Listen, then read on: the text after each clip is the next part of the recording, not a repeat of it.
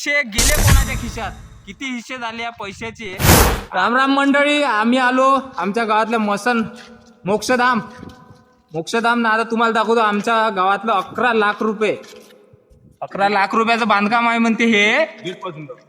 हा तर हे पहा, हे असे या परिस्थितीत आमचं मोक्षधाम आहे आणि हे 11 लाख रुपयेचं आता आम्ही आलो। एवढे मंडळी आमच्यासोबत आज होती आमची ग्रामसेवा। आज माहीत झालं मंडळी की बा 11 लाख रुपयाचं आमचं मोक्षधाम आहे ना। आता तुम्हाला दाखवतो आमच्या मोक्षधामची परिस्थिती। हे पहा, हे अशा प्रकारचं 11 लाख रुपयाचं काम करू नये। हे झाड आहे, तो हँडपंप आहे, हपशी आहे ती, हा ते बंद आहे, त्याचं बिल काढलेलं आहे ग्रामसेवकाने, ते बंद आहे। हे पहा, कठड्याची सुविधा नाही अजून, हे पत्रे आमचे जे सडत आहे त्याच्यावर काही लक्ष नाही। आणि हे 11 लाख रुपयाचं काम आहे मंडळी।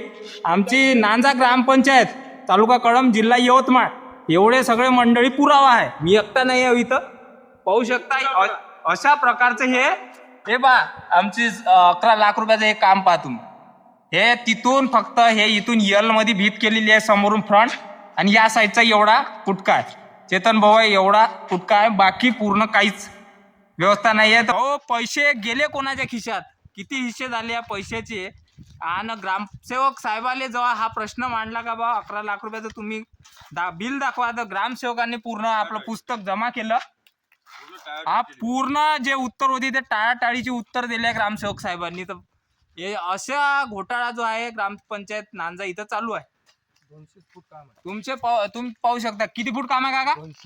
काका म्हणताय फक्त 200 फूट काम आहे 11 लाख रुपयामध्ये। पाहू शकता मंडळी अशी, हा मंडळी म्हणतात मले 11 लाख सांगलं, मंडळी म्हणतात 15 लाख रुपयाचं काम आहे म्हणजे। हा ना, इस्टिमेटचं बोर्डही नाही पुन्हा। हे असा घोटाळा नांजा ग्रामपंचायत मध्ये चालू आहे। हे 200 फुटाचं काम 15 लाख रुपयात, ही योजना चालू आहे नांजा ग्रामपंचायत मध्ये। संपर्क करा नांजा ग्रामपंचायत, तालुका कळंब, जिल्हा यवतमाळ।